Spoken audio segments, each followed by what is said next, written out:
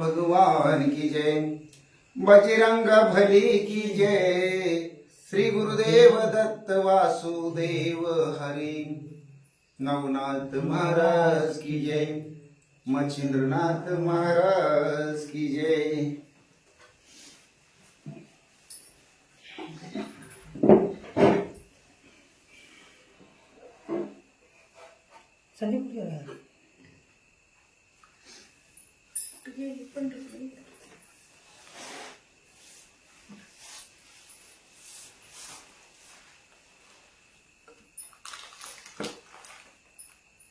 श्री गणेशाय नमः. श्री गुरुदेव नमः.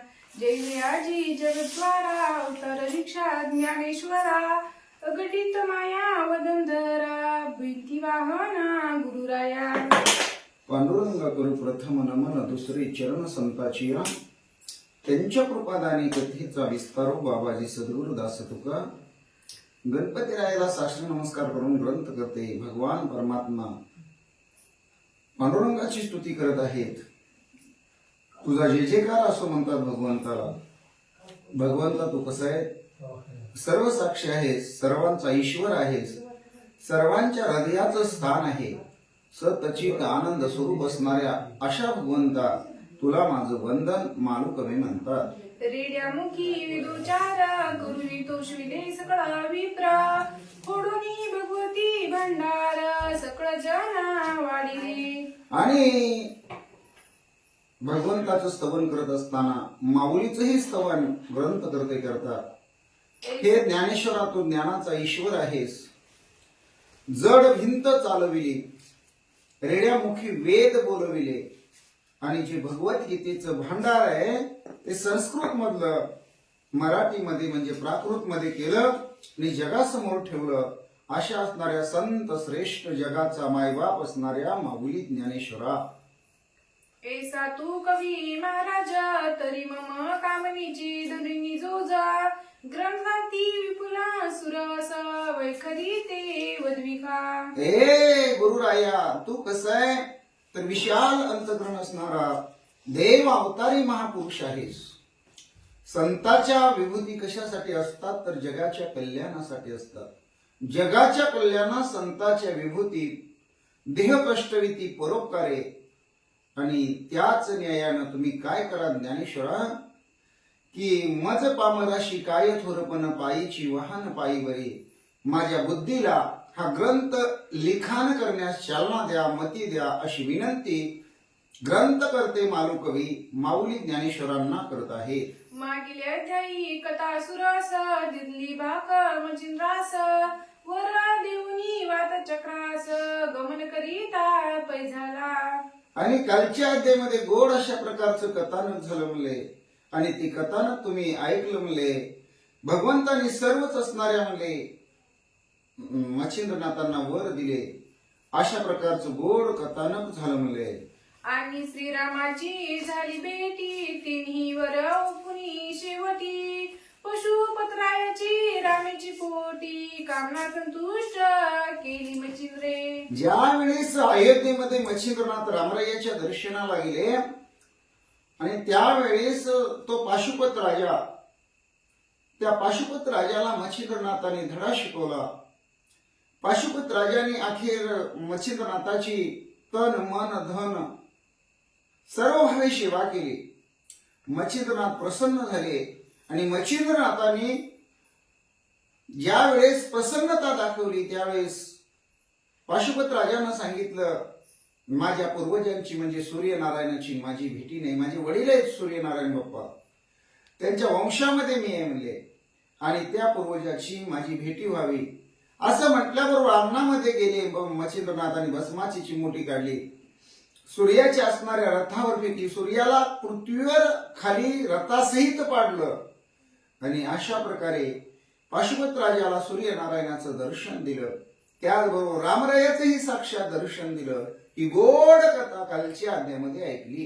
असो आता येथून मच्छिंद्रनाथ सप्त मोक्षपुऱ्या पाहुनी त्वरित, अयोध्या मथुरा अवती कथार्थ काशी काश्मीरी पाहिली. मच्छिंद्रनाथ त्या असणाऱ्या म्हणजे अयोध्येतून पुढे निघाले अयोध्या आहे, मथुरा आहे, काशी आहे, काश्मीरी आहे, अवंतिका आहे, ही सप्त मोक्षपुऱ्याची नाव आहेत. सप्त मोक्षपुऱ्या. आणि त्या सप्त मोक्षपुऱ्या करत मच्छिंद्रनाथ तीर्थाटन करत फिरू लागलेले आहेत. मथुरा प्रयाग गया सुरसा तिथुनी नमुनी विष्णू परासा अन्य तीर्थे करुणी बांगलादेश चंद्रगिरीसी पातला. आणि अशा प्रकारे मच्छिंद्रनाथाने सप्त मोक्षपुऱ्या केल्या. तिथून जनकराजाची असणारी मिथुला नगरी पाहिली, तिथलंही असणं तीर्थ केलं, तिथेही असणाऱ्या जनकाचं वगैरे सगळ्यांचं दर्शन घेतलं. तिथून मच्छिंद्रनाथ पुढे तीर्थाटन करत करत करत बंगाल प्रांतामध्ये आले. तिथेही काही तीर्थाटनं केली. पुढं जिथं असणारं म्हणजे चंद्रगिरी गाव आहे, त्या गावाच्या ठिकाणी मच्छिंद्रनाथाची स्वारी आलेली आहे. म्हणले गावात करिता भिक्षाटन तो स्वरूपकारी दयाळू दिव्य ब्राह्मण तयाची दृष्टी पडता सदन झाले स्मरण भस्माचे. आणि मच्छिंद्रनाथ ज्यावेळी चंद्रगिरी गावामध्ये आले त्यावेळेस 5 घरे मागण्याचा विचार त्यांच्या डोक्यामध्ये आला आणि भिक्षेची झोळी काकीमध्ये अडकावलेली आहे. मच्छिंद्रनाथ महाराज भिक्षा मागण्यासाठी 5 घर म्हणून त्या गावामध्ये त्या गल्लीमध्ये फिरू लागलेले आहेत. आणि नेमकं कुठं आलेले आहेत म्हणले तर जो सरोप दयाळ नावाचा ब्राह्मण आहे, ज्याच्या बायकोचं नाव सरस्वती आहे म्हणले, आणि त्याच्या अंगणात आल्याबरोबर पहिलं 12 वर्षापूर्वी महाराज आलेले ते महाराजांना आठवलं आणि पूर्वीची आठवण चित्तात झाली. म्हणतात मनात म्हणे याची सदानी पुत्र मंत्र संजीवनी वरद भस्मी सिद्ध करून घेतली होती निश्चय. मच्छिंद्रनाथाने विचार केला, पूर्वी आपण 12 वर्षापूर्वी याच घरी आलो होतो आणि इथल्या माऊलीला मुलबाळ नव्हतं म्हणून आपण काय केलं होतं, संजीवनीचा मंत्र जपून भस्माची चिमोटी त्या माऊलीला दिली होती. असं पूर्वीची असणारी आठवण मच्छिंद्रनाथांना झाली. तरी ती स्वादी विप्रजया सरस्वती नाम होती जया स्वरूपकारी दया दिज भार्या सुकृत होते तिचे. त्यावेळेस मच्छिंद्रनाथानं तिचं नाव विचारून घेतलं होतं, तिच्या नवऱ्याचं नाव घेतलं होतं, तिची जात विचारून घेतली होती. मच्छिंद्रनाथ म्हणतात, आपण जे भस्माची चिमोटी दिलेलं घर ब्राह्मणाचं होतं, त्या ब्राह्मणीचं नाव होतं सरस्वती आणि त्या ब्राह्मणाचं नाव होतं सर्वोपदया. अशा प्रकारे मच्छिंद्रनाथ महाराज विचार करतात. तरी 12 वर्ष लोटल्या पाठी पुन्हा मीन शेवटी ऐसे वधुनी भस्माची मोठी सरस्वती ते दिली असे. आणि सरस्वतीला मी भस्माची चिमोटी तिनं मुलबाळ नाही म्हटल्यानंतर, गयावया केल्यानंतर, क्षमा याचना प्रार्थना केल्यानंतर मी दिली होती आणि तिला सांगितलं होतं की तुला मुलगा होईल, मी 12 वर्षानंतर परत येईल, पुन्हा येईल असं मी सांगितलं होतं. ही आठवण मच्छिंद्रनाथाला झाली. तरी त्या माईचा शोध करून पाहूत येचे वर्धनंदन ऐसे उदयी मच्छिंद्र आणून सतना माझी प्रवेशला. मच्छिंद्रनाथाने विचार केला, आता त्या माऊलीची भेट घेऊया. त्या माता माऊलीला पुत्ररत्न झाला असेल, त्या असणाऱ्या पुत्ररत्नाचं मुखकमळ पाहूया. मुलगा कसा जन्माला आलेला आहे, केवढा झालेला आहे पाहूया म्हटले. म्हणून त्या सरस्वती ब्राह्मणीच्या अंगणातून मच्छिंद्रनाथाने तिच्या घराकडे ओढ घेतली आणि तिच्या असणाऱ्या घरामध्ये प्रवेश करते झाले. उभा राहुनी विप्रागानी हे सरस्वती पुकार विवानी तव ती ऐकुनी शुभानी बाहेर आली अतित्वरे. मच्छिंद्रनाथ त्या असणाऱ्या घराच्या समोर आले. अंगणाच्या असणाऱ्या त्या दरवाजाजवळ उभा राहिले आणि दरवाजातून आज आवाज जाईल अशा प्रकारे मच्छिंद्रनाथांनी व्यवस्था केली. आणि मच्छिंद्रनाथांनी आत तोंड करून हाक मारली, ओ सरस्वती, ओ सरस्वती. एता दिखला युग द्रुम मग भिक्षा घेऊन उत्तम उत्तम मनी महाराजा भिक्षान जोडी माझी स्वीकारी. ज्या वेळेस सरस्वती सरस्वती अशा प्रकारे आवाज दिला, तिनं आतून डोकावून पाहिलं कोण आवाज देते. त्यावेळेस कुणीतरी एक महाराज भिक्षेसाठी आलेले आहे असं तिला वाटलं आणि तिनं काय केलं, हातामध्ये भिक्षा घेतली म्हणजे जे काही अन्न असेल ते अन्न घेतलं. मच्छिंद्रनाथ महाराजांच्या जवळ आली आणि महाराजांना म्हणू लागली, महाराज मी भिक्षा आणलेली आहे, तुमची झोळी, त्या झोळीमध्ये ही भिक्षा घ्या म्हणले. मच्छिंद्र म्हणे ओ शुभाननी तव नाम काय ते ऐकू दे कानी. एरी म्हणे सरस्वती अभिधानी लोकोपचार मजसे. भिक्षा घ्या म्हटल्याबरोबर मच्छिंद्रनाथांनी तिला नाव विचारलं. ओ माई म्हणले, तुमचं नाव काय हो? ती म्हणली, माझं नाव सरस्वती आहे. उपरी मच्छिंद्र बोले ती ते नाम काय तव भ्रंतराती. एरी म्हणे सर्व त्या ते दयाळपती म्हणताती. बर, तुमचं नाव सरस्वती म्हणले. परत मच्छिंद्रनाथाने विचार केला, या गावात किंवा याच गल्लीत अनेक सरस्वती नावाच्या बायका असल्या तर अडचण होईल. आपण एकीला द्यायचो भस्माची चिमोटी, दुसऱ्याच्या दारात जायचो, असं काहीतरी होईल. म्हणून मच्छिंद्रनाथ महाराज म्हणले, तुमच्या पती परमेश्वराचं नाव काय हो? त्यावेळेस ते म्हटले, सगळे लोक आमच्या पती परमेश्वराला सर्वोपदयाळ म्हणतात. नाथ म्हणे तुम्ही कवळ जाती, गोड विप्र म्हणे ती सरस्वती. ऐसे कुणी कुणाची ती मिळाली तेव्हा नाथाच्या. मच्छिंद्रनाथांनी विचारलं, म्हणले तुमची जात सांगाल तर बरं होईल.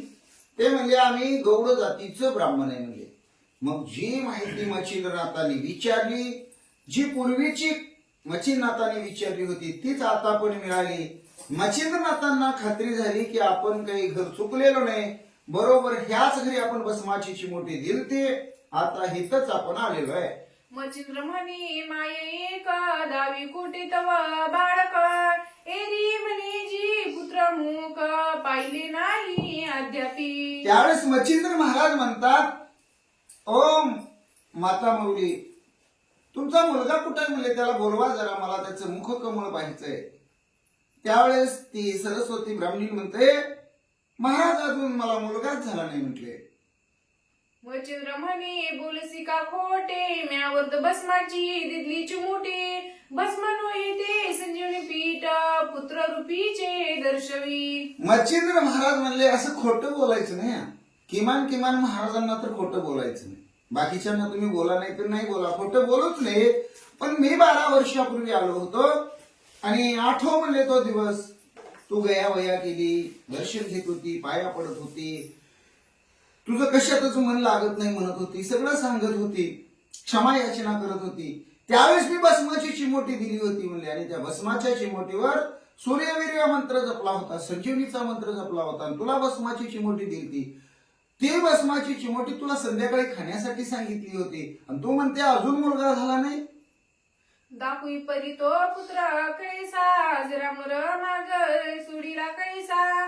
तेज गुंजानुनी अनिश महेशा, ऐसा पुत्र असेल की. जसा असणारा शिवशंकर भगवान आहे म्हणले, जसा ब्रह्मदेव आहे, त्याचबरोबर विष्णू भगवान परमात्मा आहे म्हणले. चंद्र सूर्य ज्याप्रमाणे आहेत म्हणले, असा मुलगा जन्माला येणार होता. तो या जगामध्ये अजरामर कीर्ती करणार होता. त्याचं असणार ब्रह्मांडामध्ये नाव होणार होतं, आणि त्याला मरण नाही म्हटले. तो चिरंजीव जन्माला येणार होता. आणि असा बाळक, अशा बाळकाबद्दलची मी भस्माची चिमोटी तुला मंत्रून दिली होती, तू म्हणते अजून मुलगा झाला नाही, असं मच्छिंद्रनाथ तिला बोलू लागले. असो भस्मची मोठी एकता वाणी, खुनयुक्त झाली निंत बिनी. परी भस्मची मुठी ते उकरडा भुवानी, सांडली अन्याय वाढला. ज्यावेळेस मी भस्माची चिमोटी तुला दिली होती, हे त्या सरस्वती ब्राह्मणीला मच्छिंद्रनाथाच्या मुखातून कळतं. त्यावेळेस तिच्या लक्षात येतं की आपण भस्माची चिमोटी उकरड्यामध्ये फेकून दिलेली आहे. त्यावेळेस तिच्या मनामध्ये एक घाबरी अवस्था निर्माण होते. आता हा महाराज काय करील, काही नाही, अशा प्रकारची चित्र विचित्र कल्पना तिच्या मनामध्ये येऊ लागते. तेने करुणी झाली भयग्रस्त, हृदय संचरला कपवात. चित्ती म्हणे आता हा नाथ, शिक्षा करील मज लावी. मनातल्या मनात म्हणायला लागली, आता हा नाथ काय चुकीला माफी देणार नाही, आता शिक्षा करील म्हणले. म्हणून ती घाबरली गेली. तिचं अंग थरथडा उडायला लागलं, थरथर कापायला लागली, सर्व अंगाला घाम सुटला, धरधरून सर्व अंगाला घाम आला. अशी सरस्वती ब्राह्मणीची तिथं अवस्था झाली. नेनो शापे करील भस्म की तोडिले स्वशक्तीने माझा काम की तिरुरूपे सा शाप देऊन सांडली जाईल ते. नेमकं आता काय करेल काही कळणार नाही. म्हणजे महाराजानं आता जर रागाला गेला तर एका असणाऱ्या भस्माच्या चिमोटीमध्ये मला जाळून भस्मही करू शकतो म्हणजे, किंवा मला शापही देऊ शकतो म्हणजे, किंवा माझ्या अंतकरणामध्ये जो काम वासनेचा जो बरमट आहे म्हणजे तो बरमटाही निवडून टाकू शकतो म्हणजे, परत मला विषय वासना होणार नाही म्हणजे अशा प्रकारे काय करेल आता महाराज काही सांगता येत नाही. सरस्वती ब्राह्मणी विचार करते. आधी मी अल्पबुद्धी पासून घेतली आहेत निंत बिवानी की कान फाट्याची विपरीत करानी अविद्या नरवी असती ते. त्यावेळेस सरस्वती ब्राह्मणी विचार पूर्वीच आठवायला लागली. अगं बाई, आपल्या गल्लीतल्या बायकांनी सांगितलं होतं ना म्हणले, बुवा फार वाईट असतात, ते फार फसवे असतात, ठकवतात, आणि तू कशाला फेद्यात पडली असं आपल्या बायांनी सांगितलं. आणि त्या बायांनी जे जे त्यावेळेस कान भरलं होतं भस्माची चिमोटी टाकून देण्यापर्यंत हिची मजल गेली होती, ते सगळं तिला आठवायला लागलं. नाटक चिटका पुढे अपार कपाट जाणीती दुर्गुण परम पापिष्ट जाया पाहुनी उत्तम बरवाट स्तुती करती तिची. त्या बायकांनी काय सांगितलं होतं, ते नाटक करतात, चांगलं असल्याचं दाखवतात, भगवी वस्त्र धारण करतात, आपल्याला वाटतं कुणीतरी साधू आहे, महात्मा आहे, महापुरुष आहे, त्याचं दर्शन घ्यावं, आपलं भलं होईल. त्या बायकांनी सांगितलं होतं असं नसतं, वेडे तू फसले म्हणले. त्या बुवानं तुला बरोबर फसवलं. अगं ते कुणाच्याही घरी जात नाहीत असं त्या बायकांनी सांगितलं होतं. मग तुला माहितीये का, अगं तू सुंदर आहे, तू गोरी आहे, गोमटी आहे, नटीसारखी आहे म्हणून तुझ्या दारात ते महाराज आले आणि तुला बरोबर त्यांनी फसवलं, बरोबर गोवलं बघ. अशा प्रकारे त्या बायकांनी सांगितलेलं सगळं सरस्वती ब्राह्मणीला पुन्हा पुन्हा आठवायला लागलं.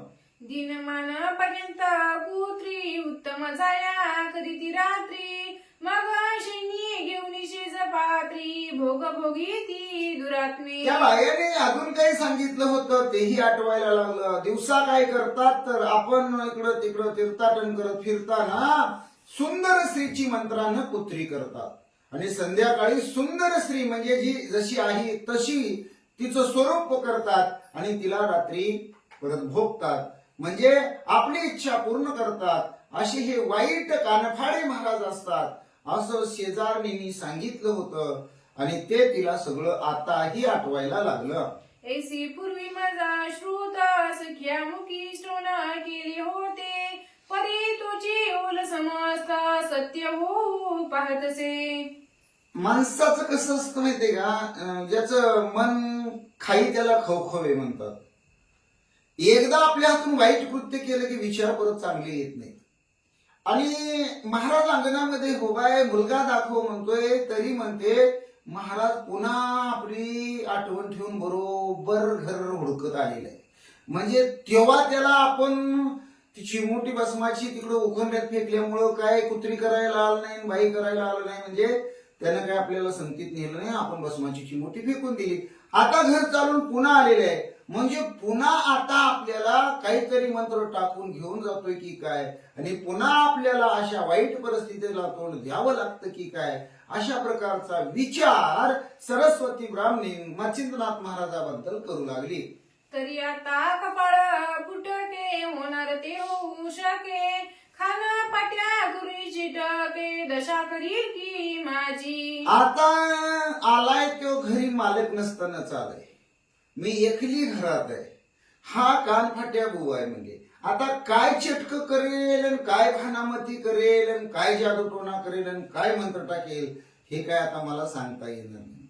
आता माझं नशीब कसं फुटकं आहे आणि त्याच्यात काय लिहिले मला तर काही कळना. सरस्वती ब्राह्मणी वेडावली. तरी या ते कवन उपाय काही सूचना करू काय हा ओळख धुरुनी समय साधुनी आला परतो. आता काय करू म्हणले, आता कसं करू, हा तर 12 वर्षानं पुन्हा ओळख धरून माझ्या दारात आला, माझ्या अंगणात उभा राहिला, भिक्षेचं निमित्त केलं, भिक्षा घेऊन आली तर भिक्षा घेईना. म्हणजे ह्याच्या मनात नेमकं काय आहे? माझ्या शेजारने बायकांनी जे सांगितलं होतं त्या आयाबायांचंच खरं की काय, असं सरस्वती ब्राह्मणे विचार करू लागली. ऐसी रीती मनी जलपता तरी गोत्रे थरथरा कापत अत्यंत भयचे भरुनी भरते शुद्धी पात्र सोडिले तिने. अहो असंच असतं. एकदा मनामध्ये एखाद्या गोष्टीविषयी भीती बसली मग आपण काहीच खरं खोटं काहीच बघत नाही. आणि ही प्रत्येक किती शहाणा असू द्या, किती श्रीमंत असू द्या, किती जाणता असू द्या, किती हुशार असू द्या, मग तो स्त्री असू द्या नाही तर पुरुष असू द्या, त्याची हीच अवस्था असते. बघा रस्त्यामध्ये आपण अंधाऱ्या रस्त्यानं चाललेलं असू द्या आणि वाटेमध्ये एखादं दाणकं पडलेलं असू द्या, एखादी दोरी पडलेली असेल, आपण घाबरतो आणि घाबरून म्हणतो अहो साप आहे की म्हणतो. म्हणजे तिथं साप तर नसतो, ती दोरी पडलेली असते. पण ज्यावेळेस आपण बॅटरी आणतो, उजेड करून पाहतो किंवा कुणाला तर हाक मारतो, बाबा इथं लांबताय, इकडे जरा उजेड आणा, उजेड करा, इकडे दाखवा आम्हाला, आणि हे काय हालत नाही इथंच बस. म्हणजे काही नसताना आपण घाबरतो, भीतो, अशी अवस्था होते. आणि सरस्वती ब्राह्मणीची ही अशीच अवस्था झाली. आम्ही लहानपणी शाळेत असताना आता त्या माणसाचं नाव घेणं योग्य नाही, पण ते माणूस पण हयात नाही, त्यांनी सांगितलं होतं की आमच्या गावामध्ये मोहम्मद साहेब ते जालिमी विद्या करतात. आणि पाणी प्यायला शाळेतली मुलं, तेव्हा त्यांनी डेरा ठेवलेला असायचा आणि तिथं मोहम्मद साहेबाच्या घरी पाणी प्यायला जायचे. आणि ते बंगालला विद्या शिकून आले होते. त्यांनी आपल्याला विद्या येते का हे दुसऱ्यावर टाकून नाही पाहिलं. ते पहिल्यांदा आपल्या बायकोवर टाकल्याबरोबर त्याने मोठमारीचीच टाकली होती. बायको मोठ मारल्यावर मरते का बघू, टाकली मुठून बायको गेली. त्या लेकराला सांभाळायला कोण नव्हतं, लेकरू लहान होतं. आई म्हातारी होती, पडगावनं जाऊन आणली. परत विद्या चालवायला लागला, मग लाईटीच्या पोलवर दगड मारामारी करायचं. ते आमुष्याला पौर्णिमेला असं कोणाच्या घरावर दगड नाही टाकायचं. ते मंत्रांना दगड लाईटीच्या पोलवर खन्ना खन्ना खन्ना ते ऐकू यायचं. आणि अशी जादू करायचा. परत एक दिवशी अशी जादू करायला गेला. आपल्या आईवर जादू चालते का बघू, आईवर चालवली. हे काय बाहेरगावचं उदाहरण नाही सांगत, हे काय असं कोणीतरी सांगितलेलं टीव्हीतल्या मालिकेतलं पिक्चर मधलं असं नाही. आणि कधी पण तुम्ही याची माहिती काढू शकता. आणि परत आई पण मारली. ज्यावेळेस पोरं पाणी प्यायला तिथं जायची त्यावेळेस ती मोहम्मद साहेब, आम्हाला काय बघायला मिळालं, आम्ही पण तिथे पाणी प्यायला जात होतो, पण सांगितलं होतं एकदा दोनदा हे असं असं करतात मोहम्मद साहेब. मग त्यांनी काय केलं होतं तर ते मंत्रानं काय करायचे, आपलंच डोकं धडा वेगळं करायचे आणि ते भाकरीचं शिकण असते का टोपलं ठेवायचं त्याच्यावर ठेवायचे आणि धड खाली पडलेलं रक्ताबोंब झाले आणि मंत्रानं परत त्यांनी जिवंत करायचे. आणि त्यांच्या हाताखाली आमच्या गावातले 2 माणसं शिकायला होती. ते दोन्ही पण आता नाहीत आणि आता मोहम्मद साहेब पण नाहीत. पण ह्या गोष्टी सगळ्या खऱ्या आहेत. आणि अशा प्रकारे मग ते बघितल्यानंतर पोरं पुन्हा घाबरायला लागली. अरे बापरे, स्वतःच म्हणतो मोहम्मद साहेब शिक्यावर अडकवते म्हणजे रक्ताबोंब. आणि आम्हाला तेवढी जादू काय दाखवायचे. असं गेलं, मोकळा उदबत्तीचा पुडा असायचा. पोरांनो इकडे म्हणाय तुम्हाला खायला पैसे देतो. आणि रुपया 2 रुपये ते उदबत्तीचा पुडा असा सकाळी मोकळा, ते उदबत्ती एवढं बका बका बका खाली पैसे पडायचे. आणि आम्हाला काय 1 रुपया असो 2 रुपये असो, दुकानदाराला दिले, दुकानदार गोळ्या देणार, नळ्या देणार, पापड्या देणार, चॉकलेट देणार. म्हणजे विचित्र जर आपण बघितलं तर आपल्याला भीती बसते. मुलं तिथं पाणी प्यायला जायची, काही काळानं बंद झाली. तसंच या सरस्वती ब्राह्मणीचं झालं. तिने विचार केला की बाबा आता हा घर चालून आलाय, आता घर पण यानं बरोबर ओळखलेलं आहे. बरोबर ओळखून नुसता ग बसला नाही, आपल्या नवऱ्याचं नाव विचारलंय, आपली जात विचारले, माझं नाव विचारलंय. म्हणजे ह्याच्या मनात काहीतरी आपल्याविषयी कपट आहे असा विचार करून ती पूर्ण घाबरून गेली. आणि तिच्या अंगाला एवढा घाम आला की तिची गात्र ढिली पडली. आता आपण जिवंत आहे का मेलोय हेही तिला कळना, भानावरच राहिली नाही बिचारी. अशी अवस्था झाली. आता काय करतोय महाराज कुणास ठाऊक. यावरी नाथ म्हणे ओ जननी वाणी पासी काय तू पिशाच पाणी पुत्रा कोटे तो दावणयनी उशीर न लावी हो माते. मच्छिंद्र महाराज म्हणले, आई ओ आई, माता माऊली अशी भूतासारखी माझ्याकडे का बघायला लागली? काय तुला बाकीचं काय मी विचारलंय का? मला फक्त एकच प्रश्न आणि त्या प्रश्नाचं उत्तर पाहिजे. तुझा मुलगा कुठे आहे?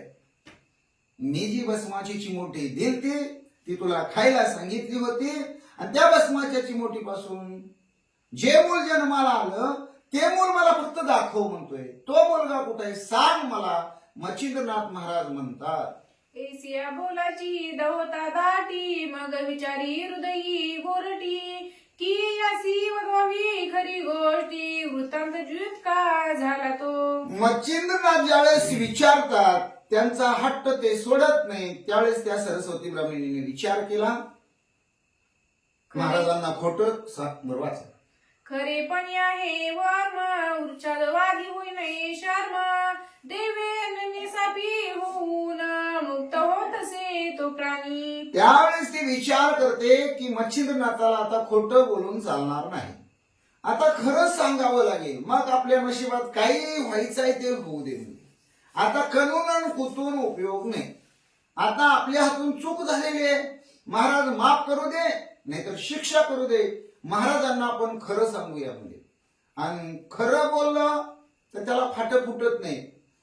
पण एक लबाड बोलायचं म्हणलं पुन्हा त्याला जोडून 10 लबाड बोलावं लागते. मग एकाला 10 बोलावं लागते, पुन्हा 10 लबाड बोलायचे म्हणलं तर त्याला 1000 वेळा लबाड बोलावं लागते. सारखे ह्या बोटावरचा थुका ह्या बोटावरच करावं लागते. सारखे टोप्या घालायचंच काम करावं लागते. नुसतं मी बोलतो हेच खरं भासवावं लागतंय. बोलायचं तर खोट पण बोलायचं रिटून असं नाही चालत. म्हणजे खरं बोललं तर आपण काय होतोय उद्धरून जातोय. पूर्वज आपले त्यांचा उद्धार होतोय आणि आपण तरुण जातोय. मानवाचा देह आपल्याला मिळालेला आहे त्याचं सार्थक होतंय. तरी आता आपण झालेली हकीकत महाराजांना खरी सांगूया. तस्मात जी खरी सत्यानीती त्यात जाते बहु असती पंचामुखी ओदून श्रीपती मुक्त करी अन्यायी. आणि तिने विचार केला की आता आपण काय करूया. आपल्या हातून चूक घडलेली आहे, अन्याय घडलेले आहे. खरं सांगूया आणि खरं सांगितलं त्यांना दया येईल. आपण विनंती करू याच्यातून अन्यायाला आपल्याला माफ किंवा माफी मिळेल आणि आपण मुक्त होऊ. असाही सोज्वळ विचार त्या सरस्वती ब्राह्मणीने केला. तस्मात राहत्वा जाओ प्राण पुढे ओ कैसे घडूना परी सत्य वाचे खरी भाषण वृत्तांत झाला तैसा. सरस्वती ब्राह्मणीने एकच विचार केला, आता देह जावो आत्वा राहो पांडुरंगी दृढ भाऊ. म्हणजे आता खरंच बोलायचं. जे घडलंय तेच सांगायचं. खोटा एकही शब्द बोलायचं नाही. मग काही आपल्या नशिबात व्हायचंय ते होऊ दे. आपल्यावर यांनी कृपा करू दे नाहीतर आपल्याला शाप देऊ दे नाहीतर आपल्याला जाळून भस्म करू दे नाहीतर काय या देहाचं व्हायचं ते होऊ दे. असा विचार सरस्वतीनं केला. मग चरणी ठेवणी भाळ उभय जोडणी कर कमळ म्लान मुख दिन विकळ वृत्तांत सकळ निरोपी. पुढं आल्याबरोबर मच्छिंद्रनाथांचं दर्शन सरस्वती ब्राह्मणीनं घेतलं. हात जोडून समोर उभा राहिली. तोंड लहान केलं. बारीक आवाजात सरस्वती ब्राह्मणी घडलेली हकीकत मच्छिंद्र महाराजांना सांगू लागली. मने महाराजा क्षमाशील आपण जो काम प्रसाद दिदला परी अन्याय मजपासून झाला भस्मगारी सांगिले. त्यावेळेस ती सरस्वती सांगू लागली महाराजांना. महाराज म्हणजे तुम्ही भस्माची चिमोटी दिली होती, मोठ्या विश्वासानं मंत्र जपून दिली होती. मला मुलगा व्हावा ह्या हेतून दिली होती महाराज. पण माझं चुकलेलं आहे महाराज म्हणले. माझ्या हातून न घडावा असा अन्याय घडलेला आहे. अशा प्रकारे सरस्वती ब्राह्मणी बोलत असताना म्हणते, तुम्ही दिलेल्या भस्माच्या चिमोटीवर मी विश्वास ठेवला नाही आणि ती भस्माची चिमोटी मी टाकून दिली. सांडिले म्हणाल काय म्हणून तरी विश्वासे व्यापिले नव्हते मन भस्माने पुत्रा होईल कोटू सांडिले. त्यावेळेस ते सांगू लागले, तुम्ही म्हणाल महाराज की भस्माची चिमोटी का टाकून दिली, तुम्ही विचारायच्या अगोदरच मी सांगते म्हणले, त्या भस्माच्या चिमोटी खाल्ल्यानंतर गर्भ राहील आणि मुलगा होईल असं मला खरंच मनापासून वाटलंच नाही. म्हणजे राख खाल्ल्यानंतर कुठं मुलं होतात का, म्हणजे मला त्या भस्माच्या चिमोटीवर विश्वास वाटला नाही. आणि म्हणून मी काय केलं तर संशय वाटला आणि संशयामुळे ती भस्माची चिमोटी फेकून दिली, मी ग्रहण केली नाही महाराज. सरस्वती ब्राह्मणीन सांगू लागली, शेजारी असती बोलती जान, दारा म्हणती प्रज्ञावान, खरे नोहे निरूपण, केले विचित्र तुझ लागी. आणि त्यावेळेस खरोखर आता गल्लीमध्ये सगळे लोक म्हणतात ही हुशार आहे, ही वेदवान आहे, ही धार्मिक आहे, ही सुशील आहे, ही देवपूजा करणारी आहे, ही देवाधर्माला मानणारी आहे, सगळं काही बरोबर आहे. माझ्या अंतकरणामध्ये परमेश्वराबद्दल भाव आहे, सर्वाबद्दल प्रेम आहे, पण भस्माबद्दल मात्र मला विश्वास वाटला नाही.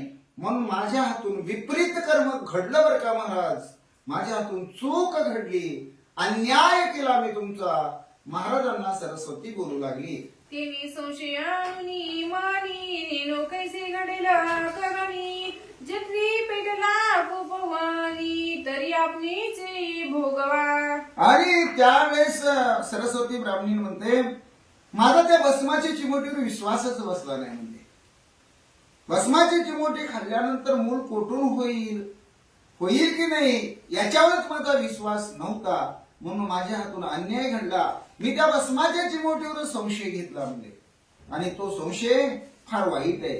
कारण ज्ञानेश्वर माऊलीने एका ठिकाणी सांगितलेले, मनोन संशयाहुनी थोर आणि ते पाप नाही घोर, ही विनाशाची वागोर प्राणी अशी. संशय म्हणजे एक जाळ आहे, जाळ. जसं सस पकडण्याचं, हरण पकडण्याचं ते जाळ विणलेलं असतं ना, तसं जाळ आहे म्हणले. माणसाला अधोगतीकडे नेण्यासाठी, पापाकडे नेण्यासाठी ते संशयाचं जाळ विणलेलं आहे. आणि ते जाळ जर एकदा आपल्या मनामध्ये घर करून बसलं तर आपल्या मनाला ते इकडं तिकडं हलू देत नाही, सुटू देत नाही. एकदा काही झालं तर राजा शिकारीला गेला. राजा शिकारीला गेला आणि राजाचा जो असणारा बिछाना होता, त्या बिछाण्यावर झाडलोट करायला आलेला त्याचा सेवक, त्याचा सेनापती ते झाडलोट करायला आला खोलीमध्ये.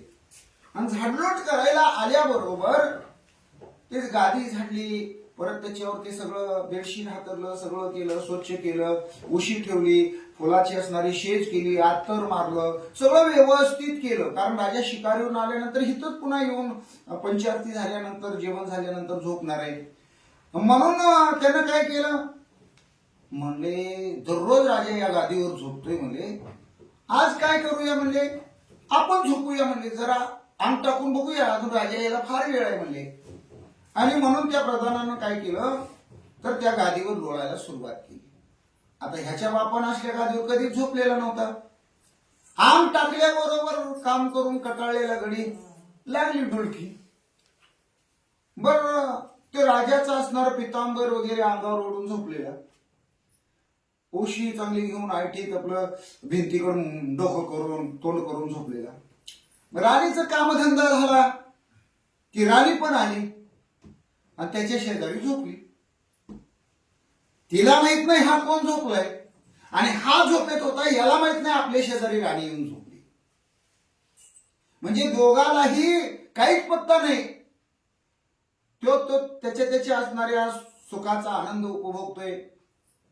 आणि राजा दमून आला असेल, शिकारीहून आला असेल, म्हणून आपल्याला बोलला नसेल, म्हणून राणी त्याच्या शेजारी येऊन झोपली. काही काळानं काय झालं, आता राजाला कशाला उठवावं म्हणून राणीनं काय केलं, ते जे पितांबर होता अर्धा त्याच्या अंगावर अर्धा आपल्या अंगावर पांघरली आणि त्या एका हातून दोघ जण झोपली. तिकडून राजा शिकारीवरून आला. आल्यानंतर राणी पंचारतीला आली नाही. राणी पंचायतीला आली नाही म्हणजे राणीची चौकशी केली. राणी कुठंच नाही. कुठं गेली, आता कालवा करायला नको म्हणली, राणी गायब झाली. मग राजा शेवटी वैतागून आता जेवण करायचं नाही, काही नाही. राणीच नाही म्हणले, मग शयन घरात आला. शयन ग्रहात आला तर पाहतोय तर आपल्या गादीवर प्रधान झोपलेले आणि प्रधानाच्या हातुरणात राणी. हे राजानं पाहिलं आणि ते झोपीतच आहे. दोघांना काहीच माहित नाही. यांना राणीला पण काही माहित नाही, प्रधानाला पण माहित नाही, राजा आलेला पण माहित नाही. झोपला तो संपला. आणि राजानं खर्र करणं तलवार काढली ज्ञानाची. तुमच्या दोघांचं तुकडच करतो मला आता. तुम्ही असले धंदे चालवले, हा मी शिकारीला जातोय, तुम्ही अशी झक मारताय मला. तेवढ्यात प्रधान दचकून उठला. प्रधानाच्या कुंडला हातून कोण आहे? अरे श्री मानव. हालून उठलो. राणी साहेब हिथं कशी येऊन जाऊ आणि तुम्ही कसं काय इथं? आणि राजा पुढं लाल भडक. प्रधान म्हणला, राजे साहेब तुम्ही मारायबद्दल नाही, पण कशाबद्दल मारताय ते विचारा, ते सांगा म्हणे. राजा म्हणला, माझ्या डोळ्यानं बघितलंय म्हणे. अहो नाही म्हणले, तुम्ही पाहताय तसं नाही म्हणे. तुम्ही जे पाहताय एका असणाऱ्या तुमच्या पितांबरामध्ये आम्ही झोपलोय, एक असणारं पांघरून आम्ही पांघरलोय, एकाच गादीवर झोपलोय, पण आमच्या एकामेकाच्या मनाला मन माहित नाही, एकामेकाच्या अंगाला स्पर्श नाही. असं कसं राजा म्हणला शक्य? येड्यात काढायचं धंदे काढले काय? थांब म्हणली, तुला आता एक घाव दोन तुकडे केल्याशिवाय. राणी म्हणली, महाराज जो प्रधान बोलतोय तेच खरं आहे. मग राणीवर विश्वास. बाकी आपण म्हणतो सगळं जग खोटं बोलल, माझी आई खोटं बोलल, माझा बाप खोटा बोलल, माझा भाऊ खोटा बोलल, इकडे माझी सून खोटं बोलल, माझा लेक खोटा बोलल, माझी बायको नाही खोटं बोलणार. कारण मी लग्न झाल्यापासून तिथं बघतोय ती बाकी काय मी करल, माझी बायको. राजाला माहित होत आपली बायको खोटं बोलणार नाही. मग राजाने विचारलं, काय भानगड आहे म्हणजे? अहो काय म्हणला, इथं झाडलोट करायला आलो, झाडलोट केली. मला वाटलं तुम्ही कसं काय इथं झोपत असाल. आम टाकलं, मला झोप लागली. राणी कधी आली माझ्याकडे झोपली मलाच माहित नाही. राणीने विचारलं, तू कशी काय झोपली? आम्हाला काय माहिती, तुम्ही आता शिकारून दमून आलात, चाल पंचायतीला आलाच नाही, काही वाटलं वेळ बराच होऊन गेलाय, मी येऊन झोपली म्हणले. त्याने तिकडं भिंतीकडे तोंड केलं होतं म्हणले. मी त्याच्या असल्या अंगावरला अर्धा पदर घेतला, मी त्याच्यात शिरून झोपली म्हणले. मग राजाने विश्वास ठेवला. आणि मग म्हणून माऊली म्हणतात, संशय कोणाचा कोणावर कधीच घ्यायचा नसतो. संशय घेतला तर संसार मोडायला वेळ लागत नसते. आणि अशा प्रकारे ही सरस्वती ब्राह्मणी म्हणते, मी संशय घेतला भस्माच्या चिमोटीवर आणि म्हणून मला महाराज अद्यापपर्यंत मूल झालं नाही. पण त्याकरिता परमहिता परमभूई मिळावे काय थाता, म्हणून ही गोप्या धरले निश्चितांत सरस्वती वधविसे. आणि सरस्वती ब्राह्मणीने सगळं सांगितलं. भस्माच्या चिमोटीपासून मूल होणार नाही म्हणून माझ्या मनाच्या ठिकाणी मी गोप्य धरलं म्हणले, एक रहस्य वाटलं म्हणले, आणि त्यामुळे मी अन्याय केला. सरस्वती ब्राह्मणी मच्छिंद्रनाथाला बोलू लागली, जन्मात आल्या परोपकार करावे शास्त्र निर्धार, न घडे तरी उपकार अनुपकार करू नये. आता या जन्माला आपण आलो, या म्हणजे मानव जन्माला आपण आलो. ते कुत्र, मांजर, शेळी, जनावर, म्हैस असेल, बैल असेल, गाय, हे आपल्या आधी नाहीत. आपण टाकलं तर त्यांना खायला असते. आपण बांधलं, सोडलं, पाणी पाजलं, आपण त्यांना काम लावलं, काय करायचं म्हणजे ते सगळं माणसाच्या स्वाधीन. माणूस त्याच्यावर हक्क गाजवतो. पण आपला काय आहे तर मानवाचा देह स्वतंत्र आहे. जरी आई असेल, वडील असेल, भाऊ असेल, बहीण असेल, एकत्र कुटुंब असू द्या, 50 माणसाचं कुटुंब असू द्या, पण प्रत्येकाचा जीव स्वतंत्र असतो. हे फार महत्वाचं आहे मानवाच्या जीवनामध्ये. म्हणजे त्याला प्रत्येकाला मोकळीक असते. काही तो बोलू शकतो, काही खाऊ शकतो, म्हणजे काही पिऊ शकतो मी म्हणणार नाही, पण जे जे काही चांगलं करायचंय ते करू शकतो. आणि अशा प्रकारची अवस्था असते. आणि अशा प्रकारची स्वतंत्रता ही प्रत्येकाला जीवनामध्ये महत्वाची असते.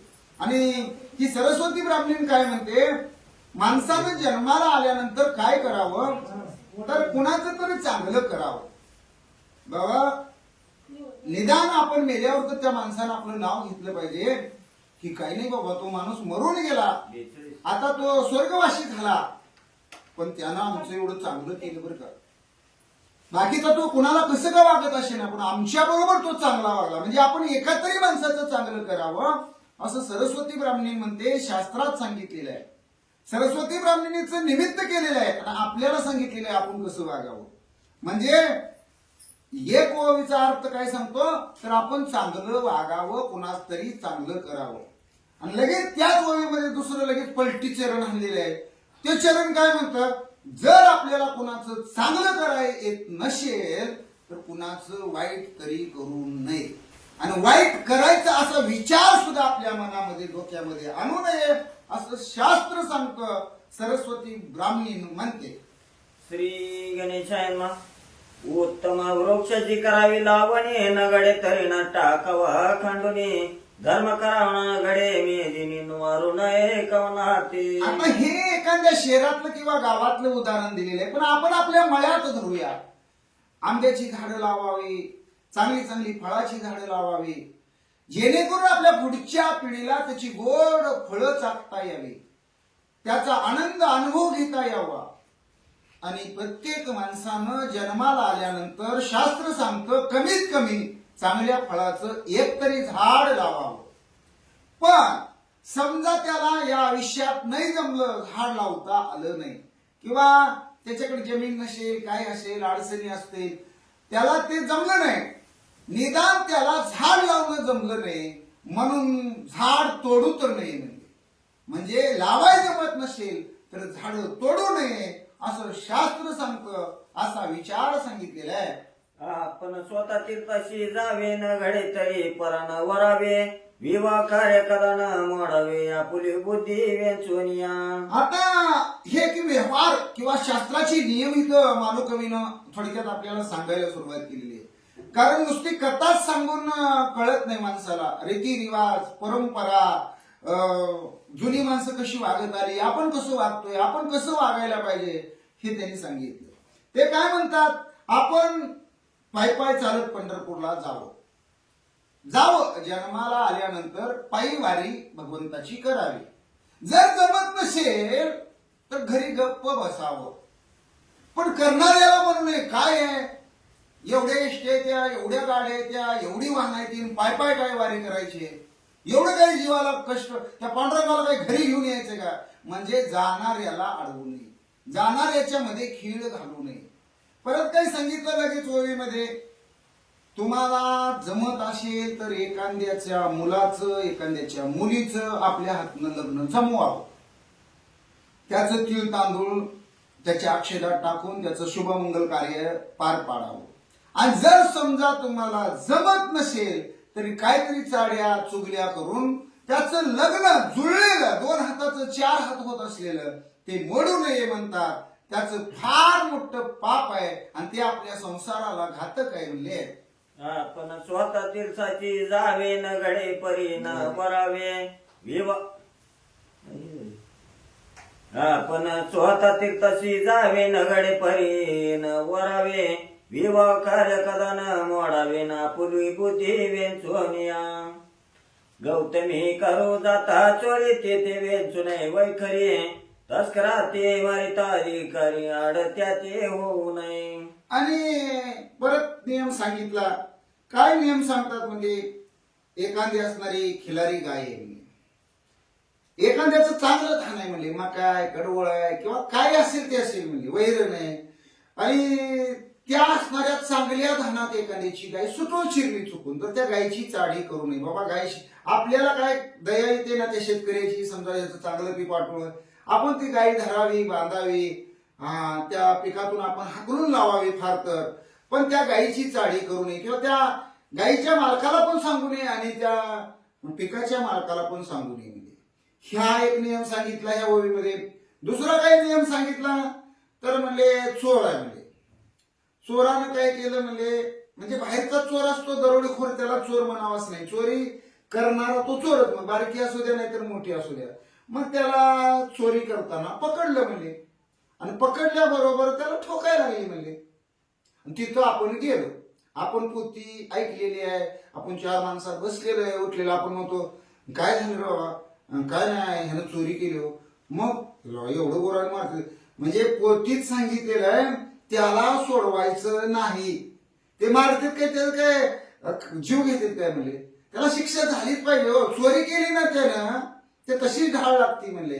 आणि ती घा त्याची बंद झालीच पाहिजे. म्हणून चोरी करणारा पकडल्या गेल्यानंतर त्याला जर कोणी मारत असेल, सोडवा सोडवीची भानगड करायची नाही.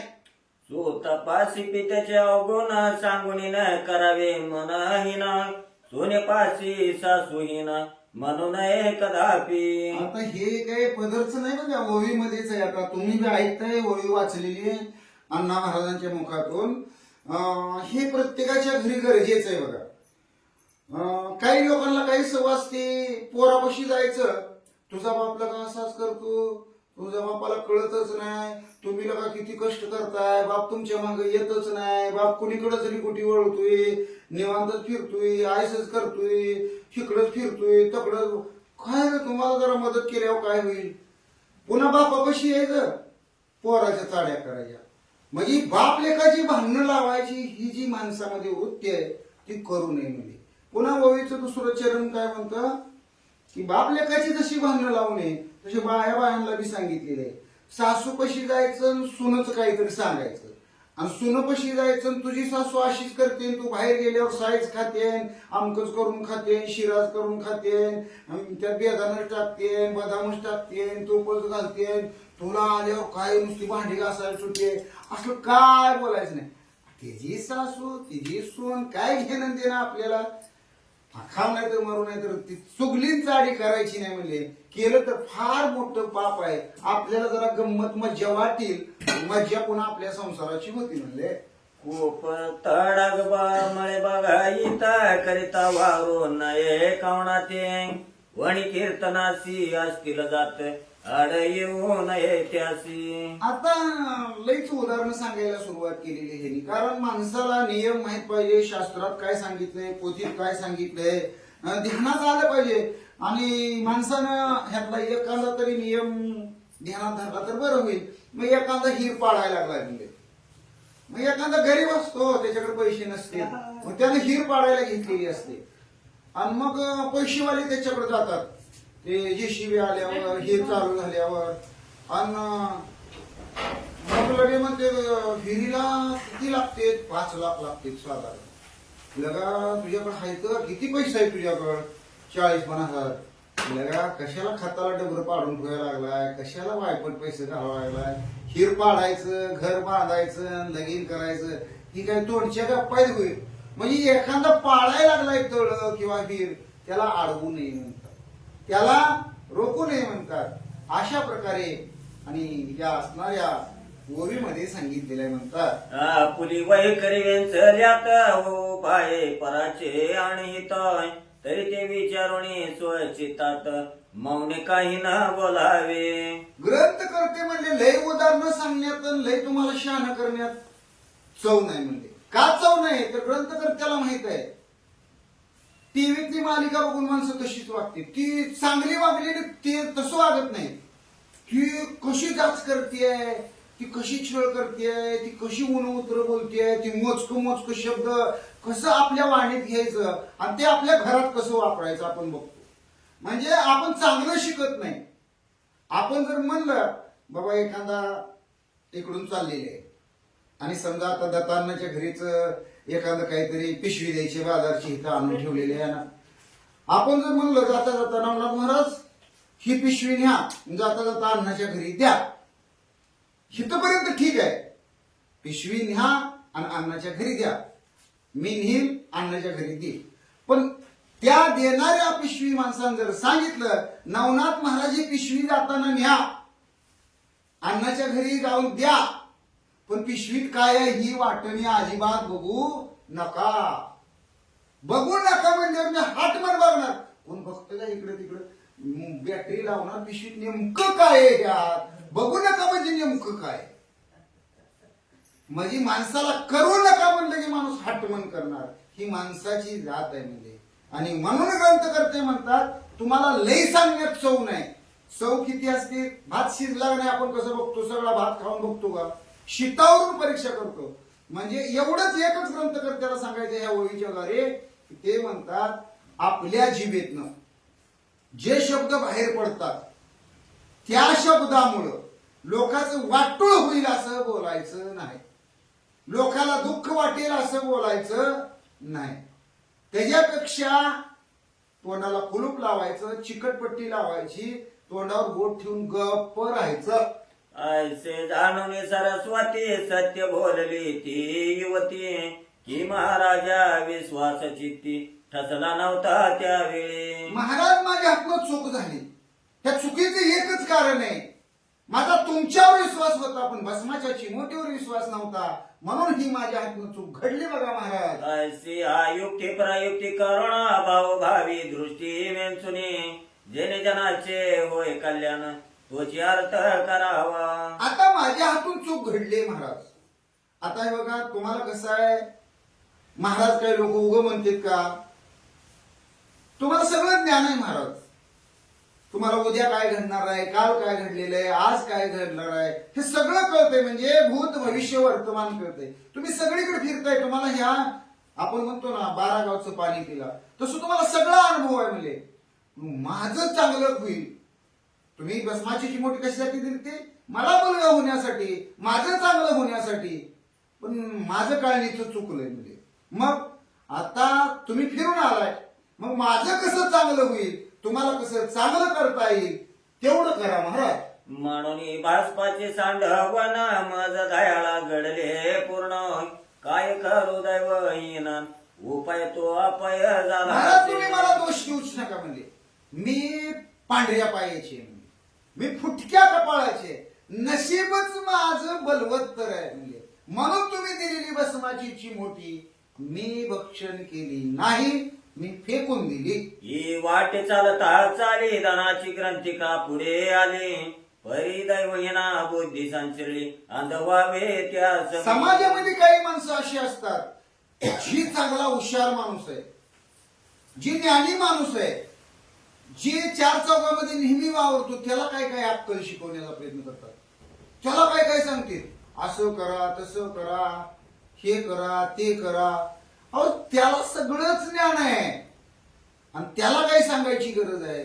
पण आता महाराजांनाही म्हणते, महाराज आता काय करायचं, तुमचा दोष नाही, म्हणजे माझ्या नशिबाचा दोष आहे. तुमचं काही चुकलं नाही, माझं चुकलंय. आणि माझं चुकल्यामुळं माझ्या नशिबात नव्हतं मुलबाळ, म्हणून हे घडलेलं आहे. म्हणले की कल्पतरूच्या वृक्षाखाली कल्पेली कल्पना फळाली की पेशाच्या वत बुद्धी संचरली दैवहीना सेवटी. ते सरस्वती ब्राह्मणी म्हणते, तुम्हाला सांगू का महाराज माझं नेमकं कसं झालंय. म्हणजे की चांगलं करायला गेलं झालं वाईट. म्हणजे कसं झालं महाराज सांगतेच म्हणले तुम्हाला. सरस्वती ब्राह्मणी महाराजांना सांगायला लागली.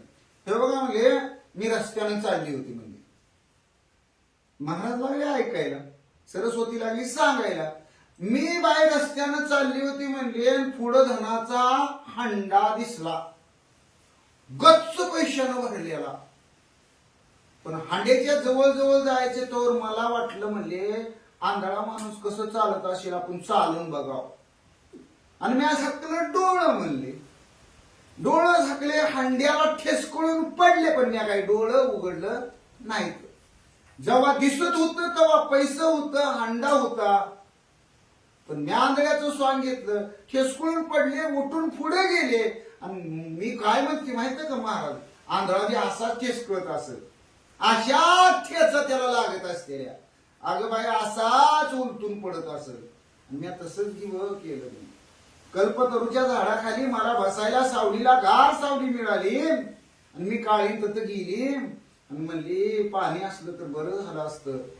लगेच पाणी आलं किंवा म्हणली, पाणी पिली म्हणले. आणि मला वाटलं 5 पक्वानाचं जेवण असतं तर बरं झालं असतं. लगेच जेवण बी आलं किंवा म्हणले. मी गटा गटा गटा काय कधी नाही मिळवली, खाल्लं किंवा म्हणले. पुन्हा वाटायला गार सावली, पाणी मागितलं, पाणी आलं, जेवण मागितलं, जेवण आलं. खाट गादी पलंग उशी तक्या असतं तर बरं झालं असतं. लगेच मुखातनं शब्द निघोस्तो, इच्छा प्रकट होतो, कारण ते झाडच कल्पतरूचं होतं. आणि तिथं सगळं तयार. झोपली की मी पसरले म्हणले त्याच्यावर, वर आबाळाकडे बघत. झाला मनात विचार सुरू, पाणी मागितलं की पाणी येतंय म्हणले ह्या झाडाखाली, आण मागितलं की आण येतंय, खाटगादी मागितल्यावर खाटगादी. ही तर काही भूताचा संच बिंच आहे का, हाय का म्हणूस तर भूत समोर, आणि भूत समोर म्हणूस तर इशाराला भूत आले आता खातय काय की मला, खातय काय की म्हणूस तर खाऊन बी टाकलं. असं झालं बघा. न्याय माते झाले आता क्षमा करावी माऊले, अज्ञानपण उडविले हित माझे महाराजा. अहो मी आड्याने म्हणा, मला काय अक्कल नाही म्हणा, मला काही कळत नाही म्हणा. महाराज मी चुकले, मला मान्य, मी भस्माची चिमोटी फेकून दिली. परी ऐकता वाणी मचिंद्र चिन्ह झाला म्हणे स्त्रिया जाती पाप रूपिणी विश्वासाचे भांडारे. मचिंद्र नातांना ते ऐकून चेहराच पडला महाराजांचा. आता मच्छिंद्र महाराजांना वाटत होतं 12 वर्षाचं पोरग झालं असेल, निदान 11 वर्षात तर झालं असेल ना. मग 11 वर्षाचं पोरग आज आपल्याला पाहायला मिळेल. आपण त्याला विद्या अभ्यास शिकवू, ते आपल्याला भिक्षा घेऊन येईल, आणि आपल्याला बरं वाटतं ना. एखाद्याला जर आपल्यामुळं मूलबाळ झालं तर अहो ते जन्मजन्मी आपलं नाव घेईल ना, ते अमक्या अमक्यानं असं प्रयत्न केले म्हणून मूलबाळ झालं, माझ्या वंशाला दिवा नव्हता. आणि आपल्याला काय आनंद होईल याचं सांगता सोय नाही म्हणजे. पण ह्या बाईनं काय केलं, दिलेली भस्माची चिमोटी फेकून दिले. महाराज खिन्न झाले, नाराज झाले, गप्प राहिले.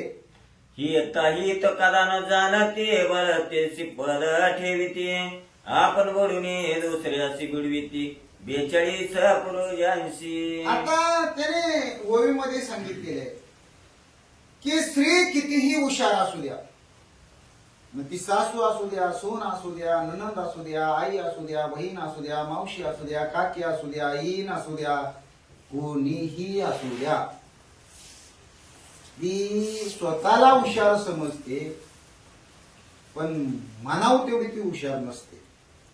कारण आपलं हित कशात आहे, आपण चुकतोय कशात हे त्यांना कळत नसतं. आणि ओवीचं चरण म्हणतं की आपण बुडतात, बुडतात म्हणजे मरतात, आणि दुसऱ्यालाही बुडवतात म्हणजे दुसऱ्यालाही मारतात. आता तुम्हाला एक साधं सोपं उदाहरण सांगतो, घडलेली हकीकत सांगतो. आमच्या आईचं आणि आमच्या बायकोचं झालं भांडण. भांडण झाल्याबरोबर इथं दत्तांनाच्या शेजारीच आम्ही राहायला होतो. कोप होते. आमची मावशी काका आली भांडण मिटवायला. भांडण मिटवायला आल्याबरोबर त्यांनी दोघीला विचारलं काय झालं, कशामुळे भांडण झालं. दोघींनी बी सांगितली आपली आपली बाजू. मग त्यांनी ठरवलं आता सून नवीन आहे, अजून 4 महिने झाले नाही तर लग्नाला, तर हिची भांडणं. मग आपण काय करायचं, शिंदाला दाबायचं, शिंदालाच गप बाय म्हणायचं, सून नवीन आहे, लेकरू आहे, आपलं लेकरू आहे म्हणून ती आलंय असं आपलं त्यांनी सांगितलं. आणि एक शब्द ते बोलले, मावशीन काका, शिंदा तू इडे म्हणे. ही शब्द आईला खटकला. मला इडी म्हणतात, ती शानी झाली, काल येऊन मला इडी म्हणतात, तुम्ही माझा न्यायच करायचा नाही, उठा माझ्या दारात. म्हणजे कसा न्याय करायचा, इथं आपलं चुकतंय का आपण चुकतोय का चुकवतोय हेच कळत नाही. आणि त्यामुळं काय होतंय, कलागत होते, भांडणं होते, पै पाहुणे तुटते, संसारामध्ये खीळ बसते, प्रगती व्हायची ऐवजी अधोगती होते, भांडण चांगलं नसतं घरातलं, हे कळत नाही माणसाला. एक अहमपणा असतो, मी सासू ही सून. अहो सासू म्हणजे काही शिंगा येते का, सुनाला काही नाही, हात नाही, पाय नाही, नाक नाही, कान नाही, डोळे नाही. तिच्या आई बापानं काय वाऱ्यावर सोडून इकडे दिली का, नाही ना, हे कळत नाही. आणि म्हणून ग्रंथकर्ते म्हणतात तुम्ही बुडू नका हो, तुमचं वय होत आलेलं आहे. सासू म्हणजे वयानं जास्त आहे, ती कुणीकडे निघाली, मशान वाटेकडे निघाली, कळत नाही का तुम्हाला. सासू सुनेच्या अगोदर मरणार आहे ना, मरते कोण हे सांगता येत नाही, पण नियम काय सांगतोय, सासू 60 वर्षाची आणि सून समजा 25 वर्षाची, मरणार कोण आहे अगोदर. मग तिला कळत नाही. आपण बुडताना घर कशाला बुडवायचं, घर तरलं पाहिजे. आपल्यामुळं काहीतरी न्याय, ज्ञान आणि वळण बसलं पाहिजे घराला, असं आपण वागलं पाहिजे. स्त्रियांचा गेला बकिंचित काही दिसना सकळ आणीत, उगाची रावे भाडाईतन वृष जग जेवी वनिताचा. आता श्रोते मंडळीला किंवा ऐकणाऱ्या स्त्री माता माऊलींना वाटेल की मी पुरुष आहे आणि पुरुष आहे म्हणून अशा प्रकारे सांगतोय. असं काही नाही. ग्रंथकर्ते म्हणतात स्त्री आहे, ती स्त्री काय करते तर अनहिताचा विचार करत नाही. कल्याण कशात आहे, नुकसान कशात आहे हे विचार करत नाही. फक्त आपलं परक हे बघते, सुख दुःख हे बघते आणि त्याच्यामध्ये मी मोठी, मी अशी, मी अमकी, मी तमक्याची लेख ह्याच्यामध्ये गुरपटते आणि त्यामुळं ती काय करते तर आपल्या कुटुंबाला ती नरकाकडे नेते, म्हणजे अधोगतीला नेते, प्रगतीकडे नेत नाही. म्हणून पहिला आपल्या वाडवडिलांनी मन करून ठेवलेली आहे आडाणी आई आणि घर वाया जाई. तसा आडाणी कुणाला म्हणायचं? शाळा शिकून जरी आडमोठपणा करत असेल, आडवाट वागत असेल, अज्ञानपणाचं सोंग घेत असेल, भुरका घेत असेल आणि मला काही त्यातलं कळत नाही असं दाखवून सगळा घर मोडायचा जर घाट घालत असेल तर ते शानी नाही म्हणतात. उदयापासून सायंकाळ कष्ट अमित होती तुंबळ. एक क्षण हे चित्त शीतळन विश्रांती ते मिळेना. काय सांगावं ह्या संसारात काय सुख आहे हो? काय सुख नाही. संसार दुःख मूळ सोहीकडे इंगळ, विश्रांती नाही कोठे, रात्रंदिवस तळमळ. अहो पहाटेपासून चालू असते. लाईट आली का, पाणी भरायचंय का, बोर चालू केला का, इकडं रीप चालू केली का, क्वाक चालू आहे का, तिकडचा इकडचा सगळं चालू असते. गुराला वैरण टाकली का, शान काढलं का, धार. अहो कुठेपर्यंत? जोपर्यंत झोप लागत नाही तोपर्यंत. अहो हे जीव काय तिळ तिळ तिळ तिळ तिळ तिळ तुटत असतोय. त्याला काही कष्ट होत नाही का, त्याला काही वेदना होत नाही का, त्याला काही बसू वाटत नाही, त्याला आराम करू वाटत नाही, त्याला सुख नकोय वाटतं. पण आपण ह्या संसारामध्ये या जीवाला घालतो आणि त्यातच त्याला राबवून घेतो. हा देह किती मौल्यवान आहे हे आपल्याला कळतच नाही. कारण देवानं फुकट दिलाय. पण देवानं कशासाठी दिलाय? भजनासाठी दिलेलं आहे. आपण भोजनासाठी लावतो. देवे दिला देह भजना गोमटा. पण आपलं मात्र का संसाराचं असतं. आपण देव देऊन परमार्थ करायचं म्हणलं की मग आपली आई मेलीच अशी अवस्था माणसाची म्हणले. या विषय चुकाची परी म्हणावी धरी हृदयांतरी. येथे होय स्वशक्ती वरी निर्बळपणे मिरवावे. आणि मग संसार करत असताना आपण संसारात ताकद दाखवायची. तुम्ही करा संसार, नेटका करा. 23 तास 50 मिनिटं संसार करा. दिवसातले 23 तास 50 मिनिटं, पण 10 मिनिटं तरी देवाचं नाव घ्या म्हणतात. देवाला तुम्ही विसरू नका. चतुर व्हा, संसार करा, चलाकी करा, कमवा, मिळवा, साठवा, वाढवा, पण भगवंताला विसरू नका. आणि युक्तीची खोली किती आहे, परमार्थ किती खोल आहे. संसार किती बी करा, कोणी बी सांगू द्या. कारण एकदा देवाकडं माणूस गेला.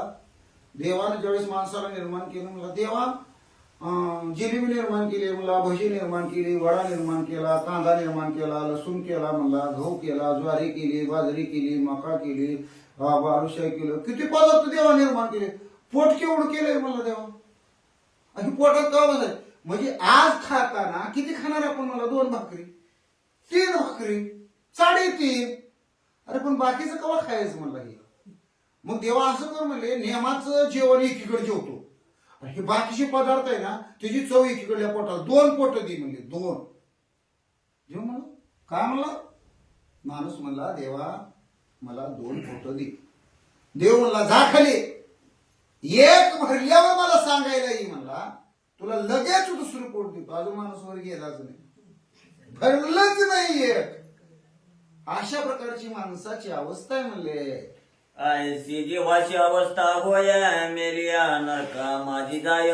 केल्या कर्माचे रूप फेडाया आचरण काही नसेची. आता ह्या जन्मात चांगलं जर नाही वागला, चांगलं म्हणजे काय, संसार करताय, चिकाटीनं करताय, कमवताय, मग कुणाचा बांध रेटला नाही, कुणाच्या वाळल्या पाचोळ्यावर पाय दिला नाही, कुणाची लांडी लबाडी केली नाही, ह्याला ग्रंथकर्ते चांगलं म्हणत नाहीत.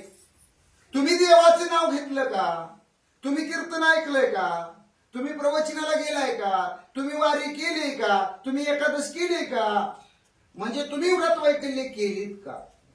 ह्याला चांगलं म्हणतात. मग ह्या गोष्टीचं तुम्ही जर काय केलं नसेल आणि करायचा विचार नसेल, दान धर्म करायचा, पंगत द्यायची, भंडारा करायचा, आपल्या घरात एखादा असणारं भजन कीर्तन प्रवचन काय तुम्हाला कार्यक्रम करू वाटला तर तो जर तुम्ही करत नसला तर मग ह्या जीवाला हितबी सुख नाही म्हणले.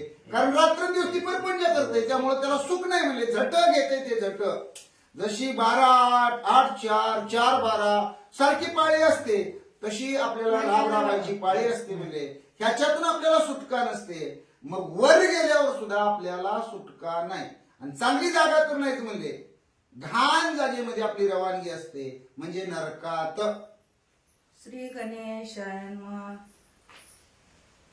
ऐशी जीवासी अवस्था होया, मेलिया नरका माझी जाया, केल्या कर्माचे रूप फेडाया, आचरण काही नसेची. आता केल्या कर्माचे फेडाया फळ म्हणतात. आता आपण जर समजा बैल हाणत असू, बैल हलाय ते कशामुळं ते तुम्हाला माहित नाही. तुमच्या दावणीला का आलाय तुम्हाला माहित नाही. पण तुमच्या हातनं काय घडतंय? तुम्ही बैलाला दररोज त्याच्याकडून काम करून घेताय म्हणजे तुमच्या हातून काय घडतंय? पुण्य घडतंय का? नाही घडत.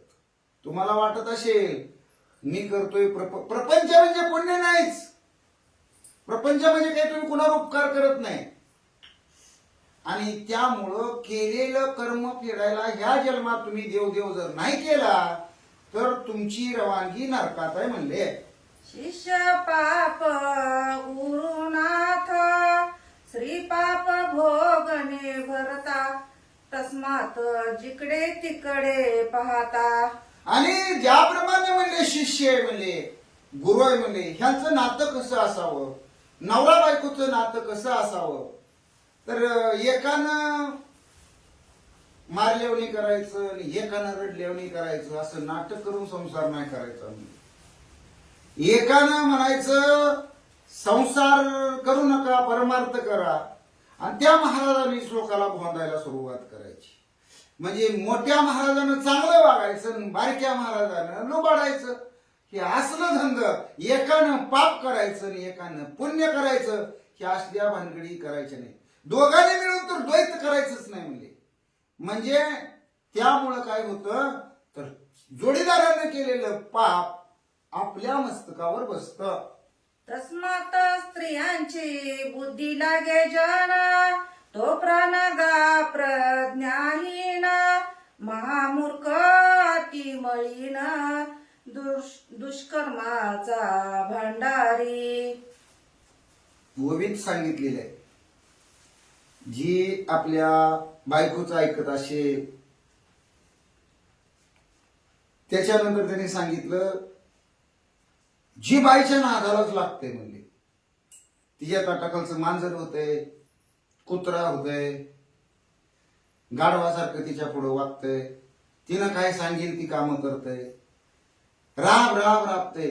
तिनं काय सांगितलं की नाही म्हणतच नाही.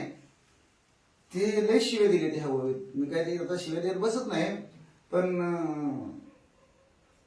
ती योग्यच नाही म्हणजे माणूस.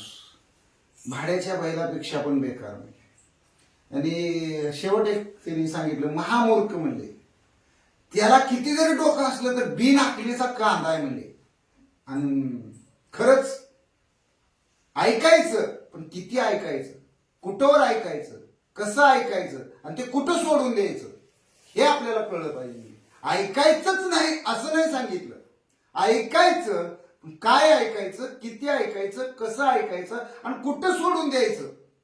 आणि हे तिला सांगायचं नाही तुझं ऐकलं मी सोडून दिलं.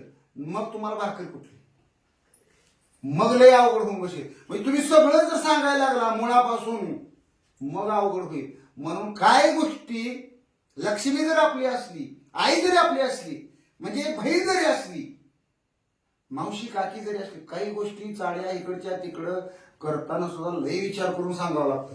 नाही तर आईचं मावशीला सांगायचं, मावशीचं पुन्हा बहिणीला सांगायचं, बहिणीचं पुन्हा भाऊजीला हे असं भानगडी करत बसायचं नाही. त्यातल्या त्यात स्त्रीच्या नादाला लागायचंच नाही. म्हणजे त्याच्यासारखा दुष्ट दुसरा दुराचारी पापी कोण नाही.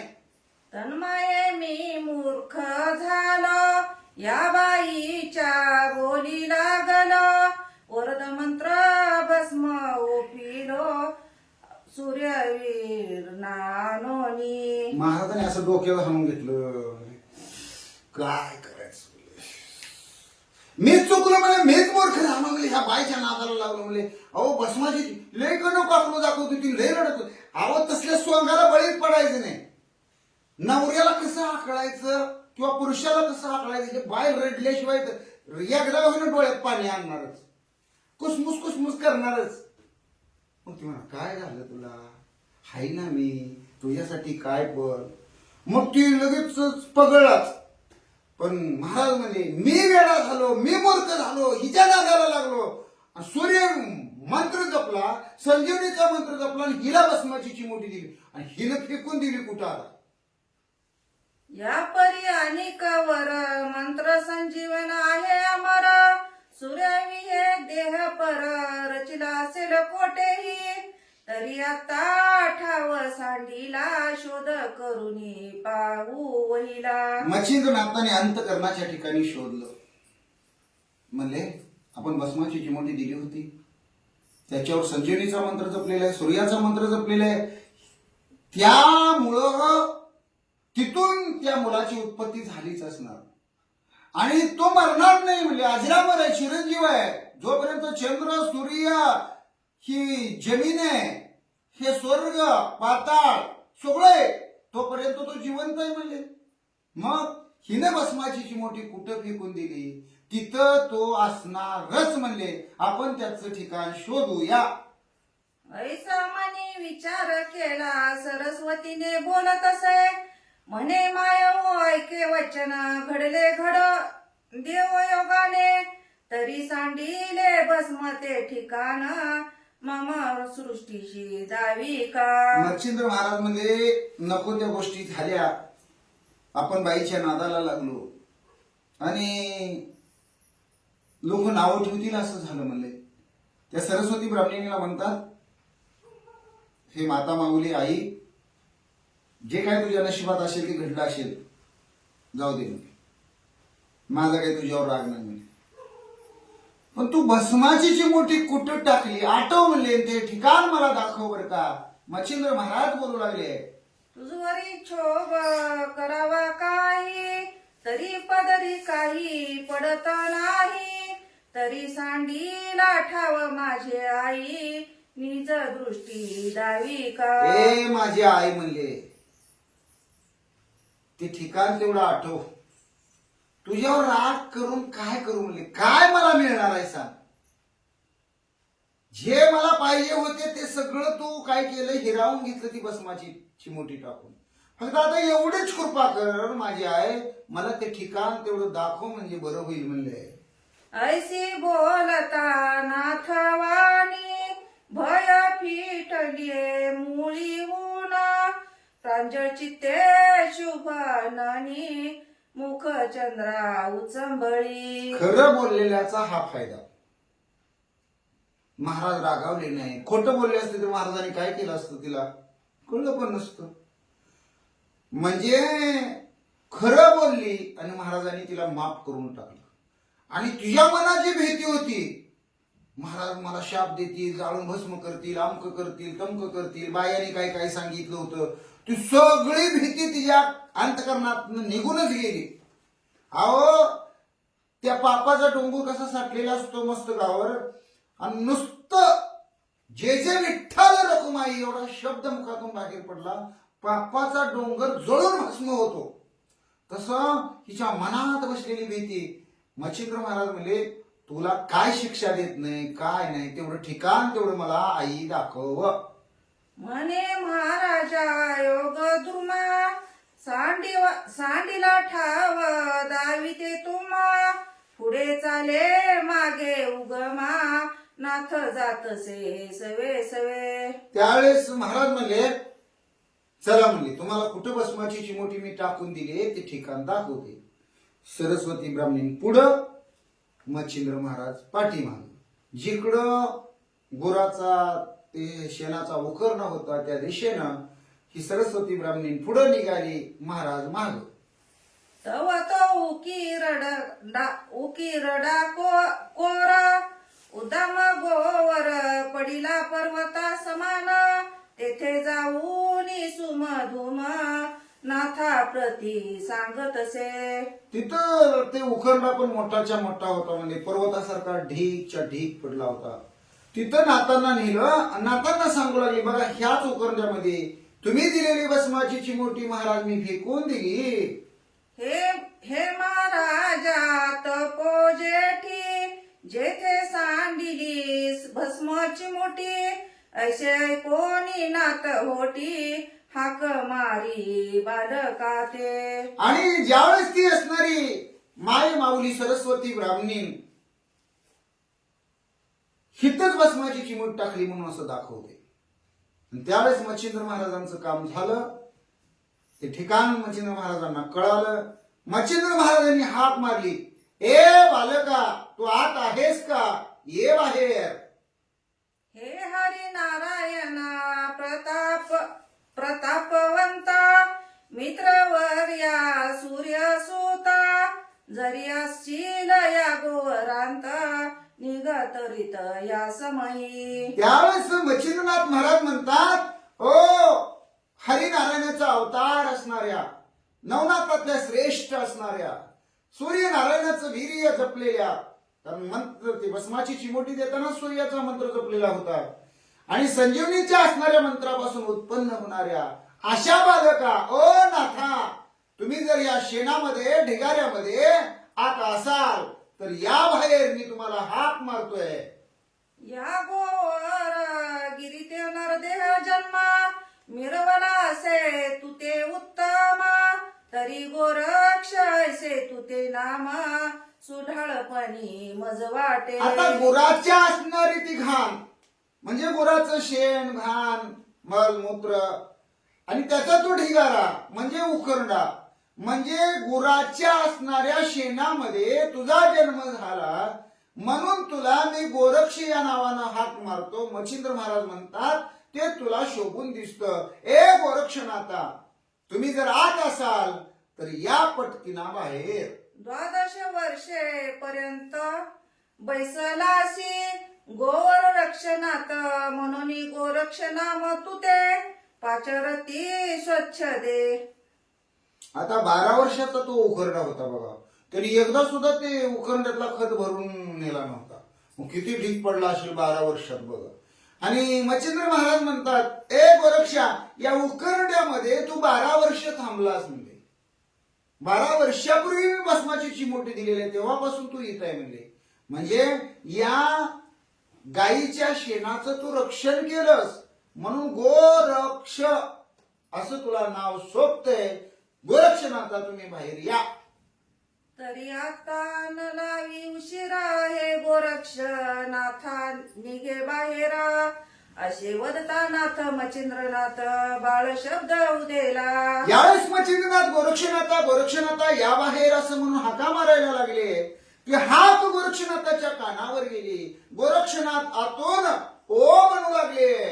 म्हणे महाराजा गुरुवर्या गोरक्षा सेविया ठाया परी गोवर नगाने गुपित काया भार भवळी विराजला. गोरक्षनाथातून बोलायला लागले, ओ गुरुवर्या मच्छिंद्रनाथा मी या शेणामध्ये ढिगाऱ्याच्या खाली आहे म्हटले. तुम्ही या म्हणताय हो, पण माझ्या डोक्यावर ओझाय म्हणले शेणाचं, मला बाहेर नाही निघता येत. तुम्ही ते शेण बाजूला काढा आणि मला बाहेर काढा. मच्छिंद्रनाथाला गोरक्षनाथातून बोलू लागले. त्याने करुणी शरीर वेष्टन झाले आहे दडपण. तरी गौरया ते विदारुण काढी महाराजा. आणि हे शेण सगळं म्हणले बाजूला काढा, माझ्या अंगाच्या भूती मला मोकळी करा आणि माझी सुटका करा महाराज. मला या शेणातून बाहेर काढा. गोरक्ष महाराज मच्छिंद्रनाथाला विनंती करू लागले. ऐसे ऐकून बाळ उत्तर लवकरी आणून लोह पत्र मई विदारुनी नग गौर बाळतुनी काढिली. आणि मग त्यावेळेस तिथं 2-4 कामगार बोलवले. खोऱ्या कुदळ फावडं सगळं काही बोलवलं साहित्य घेऊन आणि मग तिथं कामाटी लावले आणि ते कामगार लावून तिथं उखरला मोकळा करायला सुरुवात केली. आणि काय झालं ऐका म्हणतात. काढिली परीती तनुलता बाळ कर्क किरणी दिसे समता की धन मान दोषी विधुलता चमक दावी आंगळी. आणि ज्यावेळेस म्हणले तिथं त्या असणाऱ्या खोऱ्याने उकरलं गेलं, सगळा उकरला बाजूला केला गेला आणि गोरक्षनाथाला बाहेर काढलं आणि गोरक्षनाथाला मच्छिंद्रनाथाच्या जवळ मच्छिंद्रनाथाने घेतलं. पुंडलिकावर हरी विठ्ठल श्री ज्ञानदेव तुकाराम पंढरीनाथ भगवान की जय, गोपाल कृष्ण भगवान की जय, नवनाथ महाराज की जय, मच्छिंद्रनाथ महाराज की जय, गोरक्षनाथ महाराज की जय. अशा प्रकारे गोरक्षनाथाचा जन्म झाला आणि गोरक्षनाथाकडे पाहिल्यानंतर अतिशय दैदिप्यमान, अतिशय देखणं, जसं सूर्याला झाकावं आणि या बाळाला काढावं एवढा असणारा तेजपुंज बालार्क किरणी हा बाळ 12 वर्षाचा बाळ त्या उखंद्यातून काढला. सगळे पाहू लागले की पूर्ण चंद्र प्रकाश पौर्णिमेचा दिशा उजळे समयी निशीचा सेवी तनुर्गभा मदनाचा जना माझी मिरवला. ज्याप्रमाणे मदनाचा पुतळा असावा किंवा पौर्णिमेचा चंद्र असावा त्याच्यापेक्षाही शोभायमान हा 12 वर्षाचा चुनचुनीत नाथ गोरक्ष दिसत होता. म्हणले की दुसरा ईश तो चक्रधर त्या जोनी आता मूर्ती सार विट मानून क्षीरसागर म्हणून येथे आला असे. अहो जो विष्णू भगवान परमात्मा आहे ज्यानं शेषावर शयन केलेले त्याला सुद्धा तिथं कंटाळा आला की काय म्हणले आणि म्हणून त्यानं हिता अवतार धरून त्या गोरक्षाच्या रूपानंच अवतार प्रकट केला की काय असं पाहणाऱ्याला वाटू लागलं. कुंकुमाकार पदपंकज सकळा अंगोळ्या तेजपुंज चक्राकार सम विराजे नस्त्रे अग्र अंगोळी. आणि त्या गोरक्षनाथाच्या पायाची जी बोट आहेत म्हणजे मग ती तर्जनी असेल, आमटा असेल, करंगळी असेल, मध्यमा असेल, ही जी काही बोट आहेत म्हणजे ती अशी एकदम लाल चुटुक आहेत म्हणजे तळवे पण लाल चुटुक आहेत म्हणजे जसं आपण बाळकृष्ण बघितलेला ना त्या बाळकृष्णाचा जसा अवतार आहे त्याच्यापेक्षाही असं सुंदर दैदिप्यमान अगदी चुनचुनीत घवघवीत अशा प्रकारचा हा गोरक्षनाथ दिसतोय म्हणले. गोटी सुनिळ पूर्व देखा की इंद्र निळाची झळके विका मनगटावरी आलोलिका सकळ पोटरी विराजे. आणि त्या असणाऱ्या म्हणले बाळाची पायाची बोट घोटा त्याचबरोबर पोटरी ही एवढी सुंदर आहे म्हणले बाळाकडे पाहिलं की पाहणाऱ्याचं मन मोहून जात. गुडघ्याचरी जानुस्थळ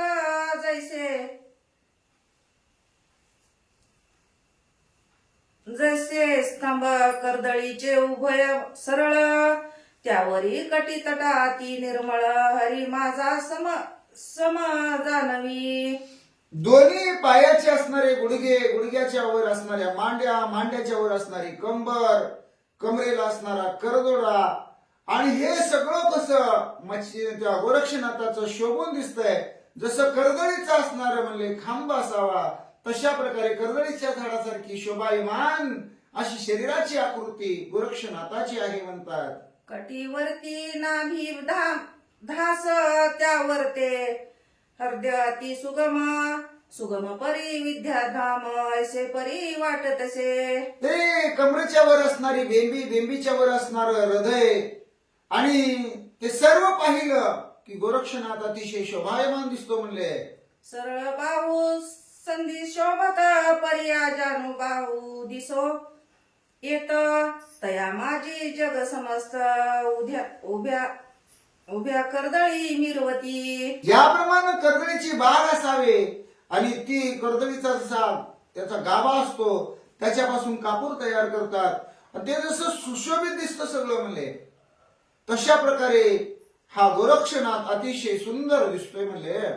त्यातेही आंघोळ्या सरळ प्रकाम तया अंग्री नक्र उग्रतम चंद्राकृती तेज उत्तम कोर जैशी दिसे ती. आणि त्या बाळाच्या हाताची असणारी बोट अतिशय सुंदर आहेत म्हणले घवघवीत आहेत म्हणले.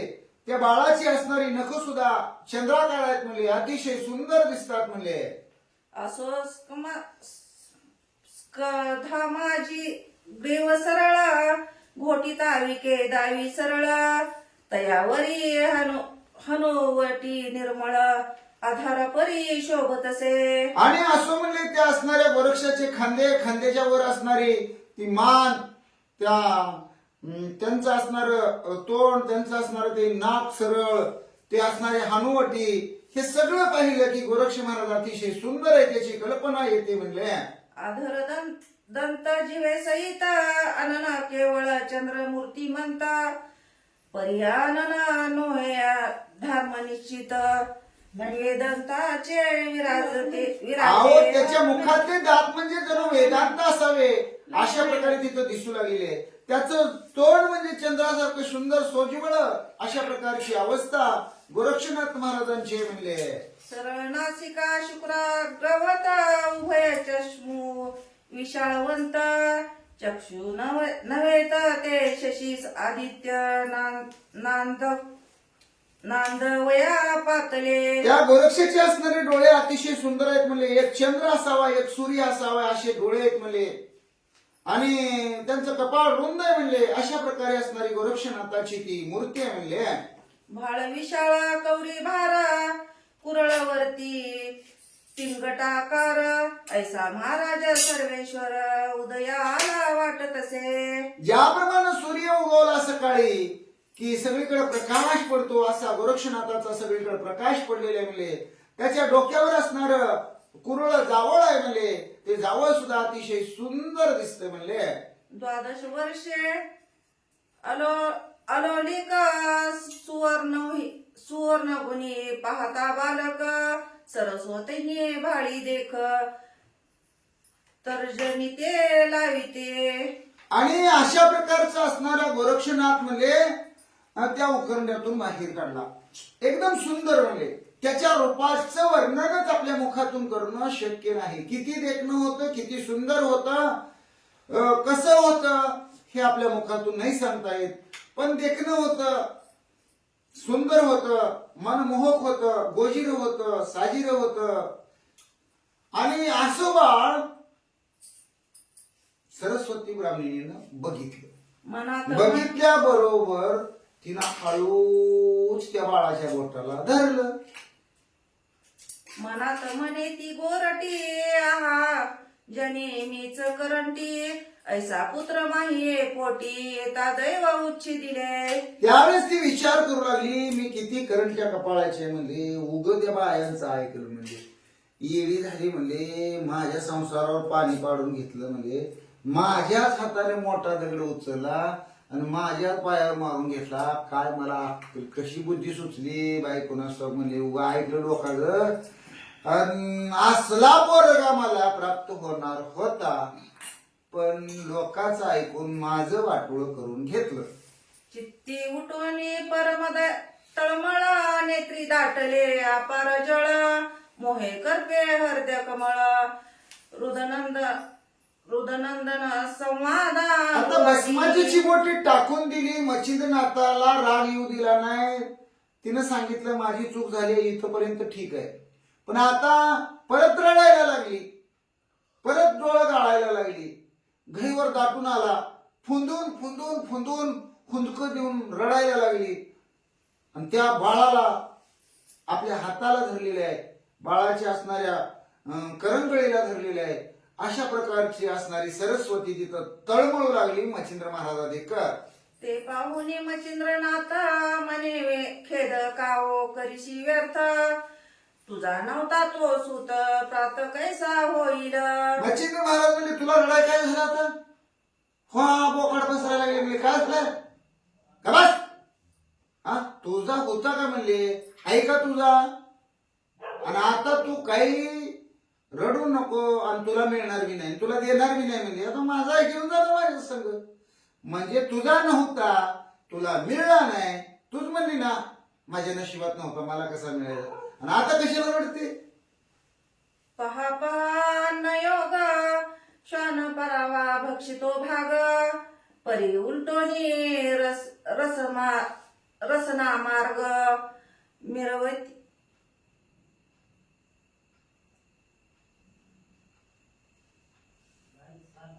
श्वान दैवे विराजते. आणि एखादं कुत्र असतं म्हणजे ते कुत्र काय करतं तर कुणाच्याही दारात जातं तिथं दारात गेले की त्याला तुकडा टाकतात. मग काही असू द्या चपाती असू द्या भाकरी असू द्या मग कोण आपूट टाकेल कोण दोन टाकेल कोण अर्धी टाकेल कोण कोर टाकेल पण असं घर घर घर घर हिंडतं त्याला मालक टाकत नाही असं नाही मालक तर टाकतोच मालकीन टाकते मालक टाकतो घरचे सगळे टाकतात पण कुत्र्याची घाण सवय असते प्रत्येकाच्या दारात जायची आणि टाकलं तर ते गोंडा म्हणून घेऊन जाणारच भाकरी आणि ते जात एवढं सोन्यासारखं अन्न ते लोड होतं त्याला म्हणले पोट काय त्याची काय आहे काय कुत्र्याचं पोट म्हणजे आणि प्रत्येकाच्या दारातलं दारातलं दारातलं खात लोड होतो आणि रस्त्यावर जात उलटी करतो म्हणजे आता काय त्याची किळसवाणी उलटी असतो सोन्यासारखं अन्न खाल्लेलं असतं म्हणजे पण त्या कुत्र्याची उलटीच बघवत नाही म्हणजे अशी किळसवाणी ही अवस्था या सरस्वती ब्राह्मणीच्या वागण्याची म्हणजे तन्मया मूर्ती म्हणता विभाग नसे हा ऐसा सुत आता शोक करीशी का व्यर्थ तप्रशाप्र विभाग मिरविशी. आणि त्यावेळेस ती रडायला लागली महाराज जाऊ दे माझी चूक झाली असला बाळ मला मिळणार होता बस माझी चिमोटी तुम्ही मला दिलती त्या बस माझी चिमोटी बस नशी बाळ झाला अशी काही वयात करायला लागली. महाराज म्हणले साळू गोदणं बंद ग बसायचं रडायचं अजिबात नाही पोरग तुला मिळणार नाही आणि आगावपणा केला मी शाप देऊन टाकी. तरी जा तू येथून नाहक घेशील शापवाणी माझा कोप प्रत्यक्ष अग्नी ब्रह्माधिकास आहे ना. आणि त्यावेळेस तिला सांगितलं आता फुदायचं नाही रडायचं नाही ढालगच पण बंद तू तिकडं आम्ही आता आमच्या मार्गाला हितनं पहिली हाल नाही जर गेली इथनं हिथं तशीच मुंडावली थांबली माझ्या तोंडातनं जर शापाचा शब्द निघाला ना म्हणजे पुन्हा माघारी घेत नसतो म्हणजे आणि मग माझ्या शब्दानं हे ब्रह्मांड सुद्धा जळू शकतं म्हणजे तुझं काय होईल तुझी तू ठरव.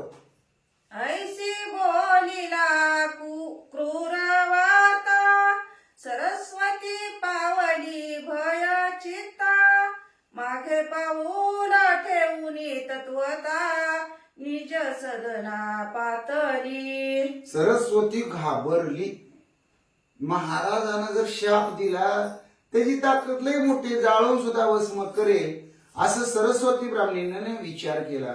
तिथनं काढता पाय घेतला सरस्वती ब्राह्मणी आपल्या घरला आली.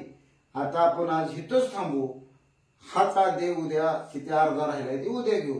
पुंडलिका वरदे हरी विठ्ठल श्री ज्ञानदेव तुकाराम पंढरीनाथ भगवान की जय गोपाल कृष्ण भगवान की जय नवनाथ महाराज की जय मच्छिंद्रनाथ महाराज की जय गोरक्षनाथ महाराज की जय.